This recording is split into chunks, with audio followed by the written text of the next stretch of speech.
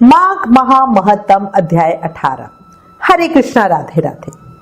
पुराणों में बताया गया है कि माघ मास में पूजा अर्चना और स्नान करने से नारायण को सरलता से प्राप्त किया जा सकता है। आप पर भी श्री कृष्ण की साक्षात कृपा है, तभी आप ये माघ महत्तम सुन पा रहे हो। वरना विश्वास रखिए, जिनके ऊपर श्री कृष्ण की कृपा नहीं होती उनके ऊपर कलयुग का इतना प्रभाव होता है कि वो 3 घंटे की पिक्चर देख सकते हैं बट कोई भी अच्छा कर्म नहीं कर सकते। अब बिना समय बर्बाद किए हुए हम श्री गणेश जी महाराज और अपने गुरुदेव को याद करते हुए माघ महत्तम का अध्याय 18 सुनेंगे।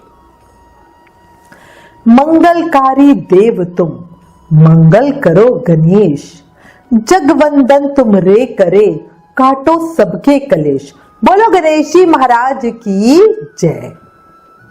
गुरु मन में बैठत सदा, गुरु है भ्रम का काल, गुरु अवगुण को मेटते, मिटाते सबका भ्रम जाल। बोलो गुरुदेव महाराज की जय।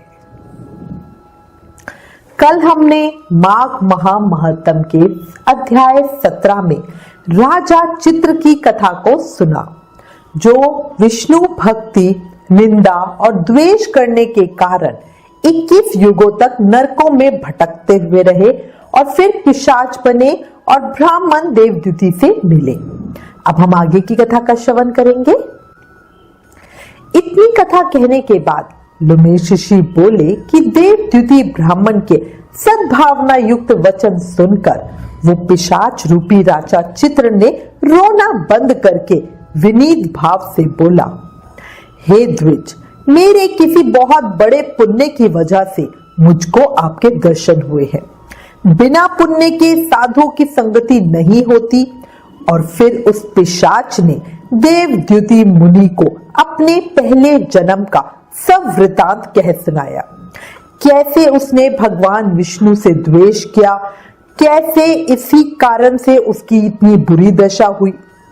पूरा वृतांत सुनने के बाद वो पिशाच रोने लगा और बोला, जिस श्री हरि विष्णु का नाम यदि अंत समय में मनुष्य के मुख से निकल जाए तो वो मनुष्य भी विष्णु पद को प्राप्त हो जाता है।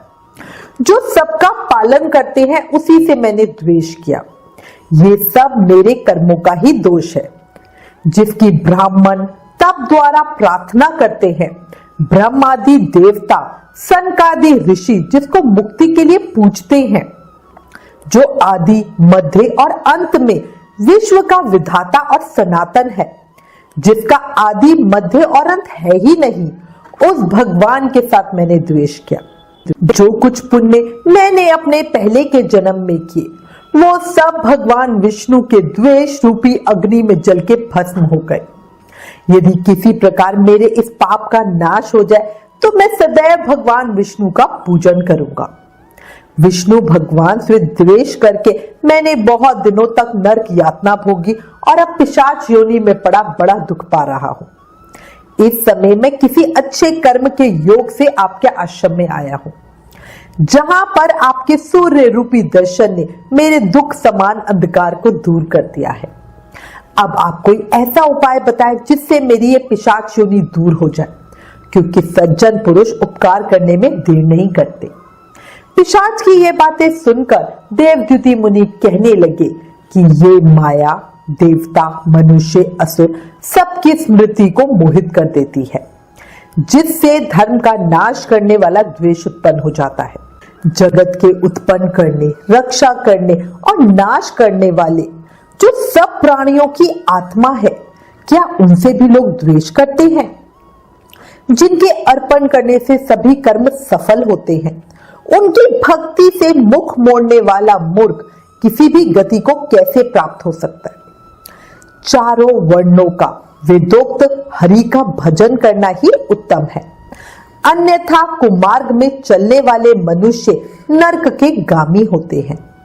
इसी कारण वेद विरुद्ध कर्मों को त्यागना चाहिए। अपनी बुद्धि से बचे हुए धर्म के मार्ग पर चलने से मनुष्य परलोक के पथ का भी नाश करते हैं। जो वेद, देवता और ब्राह्मणों की निंदा करते हैं और जो झूठे और मन कल्पित शास्त्रों को मानने वाले हमेशा नरक में ही जाते हैं। देवाधिदेव भगवान विष्णु से विमुख होने वाले नरक में ही जाते हैं, जैसे द्रविड़ देश का राजा नरक में गया। इस कारण इनकी निंदा नहीं करनी चाहिए और वेद में ना कही गई क्रिया को भी नहीं करना चाहिए। इसके बाद लोमेश ऋषि कहने लगे कि ऐसा कहने पर देवद्युति ब्राह्मण ने पिशाच रूपी राजा चित्र को सुमार्ग बतलाया और कहा कि माघ मास में तुम प्रयाग में जाके स्नान करो, उससे तुम्हारी ये पिशाच योनि समाप्त हो जाएगी। माघ मास में प्रयाग में स्नान करने से मनुष्य पहले जन्म के सब पापों से मुक्त हो जाता है। वहां पर स्नान करने से मुक्ति प्राप्त होती है। इससे बढ़कर और कोई प्रायश्चित नहीं है। संसार में ये मोक्ष और स्वर्ग का खुला हुआ द्वार है। गंगा और यमुना का संगम त्रिवेणी संसार में सबसे उत्तम तीर्थ है। पाप रूपी बंधन को काटने के लिए ये कुल्हाड़ी है। कहा तो भगवान विष्णु, सूर्य, तेज, गंगा, यमुना का संगम, और कहा ये तुच्छ पाप रूपी तृण की आहुति। जैसे घने अंधकार को दूर करने वाला शरद का चंद्रमा चमकता है, उसी तरह संगम के स्नान से मनुष्य पवित्र हो जाता है। मैं तुमसे गंगा यमुना के संगम का वर्णन नहीं कर सकता। गंगा जल की एक बूंद के स्पर्श से केरल देश का ब्राह्मण मुक्त हो गया। देवद्युति ऋषि के ऐसे वचन सुनकर वो पिशाच रूपी राजा चित्र के मन में शांति उत्पन्न हुई, मानो उसके सब दुखों से वो छूट गया हो।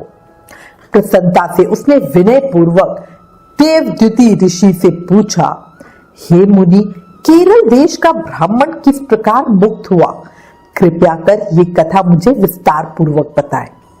देवद्युति ब्राह्मण कहने लगे, केरल देश में वासु नाम वाला एक वेद पारंगत ब्राह्मण था।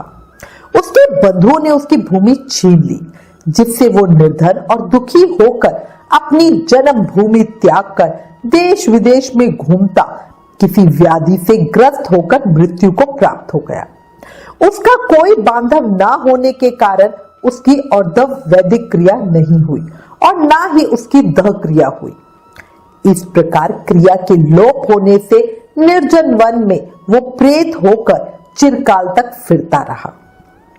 शीत, ताप, भूख प्यास के दुख से हाहाकार करता हुआ वो नंगे शरीर रोता फिरता, परंतु उसको कहीं सद्गति नहीं दिखाई देती।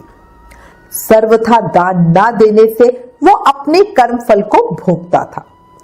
जो लोग अग्नि में आहुति नहीं देते, भगवान का पूजन नहीं करते, आत्मविद्या का अभ्यास नहीं करते, अच्छे तीर्थों से विमुख रहते हैं, जो लोग दुखी लोगों को स्वर्ण, वस्त्र, तांबुल, रत्न, फल तथा जल नहीं देते तथा छल कपट से जीविका प्राप्त करने वाले, दूसरों तथा स्त्रियों का धन हड़ने वाले, पाखंडी, कुटिल, चोर, बाल, वृद्ध तथा आतुर और स्त्रियों पर निर्दयता करने वाले, आग लगाने वाले, विष देने वाले, झूठी गवाही देने वाले, कुमार्ग पर चलने वाले, माता, पिता, भाई, बहन, संतान तथा अपनी स्त्री का त्याग करने वाले, जो सब तीर्थों में दान लेते हैं, पालन करने वाले स्वामी को त्याग देते हैं, गौर तथा भूमि के चोर, वेदों की निंदा करने वाले, वृथा द्रोह करने वाले, प्राणियों की हिंसा करने वाले, देवता, गुरु की निंदा करने वाले, ये सभी बारंबार प्रेत, पिशाच, राक्षस तथा बुरी योनियों में जन्म लेते हैं। अतः बुरे कर्मों से बचकर धर्म के कार्य तथा यज्ञ, दान और तप आदि करने चाहिए, क्योंकि कर्म फल अवश्य ही मिलता है। इस प्रकार प्रेत की गति देखकर किसी को भी पाप कर्म कदापि नहीं करना चाहिए। माघ महामहत्तम अध्याय 18 समाप्त। कल माघ महामहत्तम के अध्याय 19 में आगे की कथा सुनेंगे। याद रखो, जीवन क्षणभंगुर है, अभी है और अभी नहीं। जब अगली घड़ी का भी पता नहीं क्या हो जाए तो क्यों ना इस शरीर का उपयोग करके अभी कर्मों के बंधन से मुक्ति पा ली जाए। है ना सरल उपाय। और इसका तो सबसे आसान रास्ता है नाम जाप करना।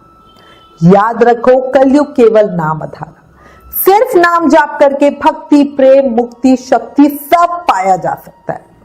इसलिए प्रेम से, मन से, भाव से, हर सांस के साथ हर पल बस जप करते रहो। हरे कृष्ण कृष्ण कृष्ण हरे हरे, हरे राम राम राम हरे हरे। आपसे रिक्वेस्ट है, प्लीज इन वीडियोस को अधिक से अधिक शेयर करें। इससे हमारे शास्त्रों का प्रचार होगा, मां का महत्व, महत्तम सबको पता चलेगा। और याद रखो, ये भी एक सेवा है। राधे राधे।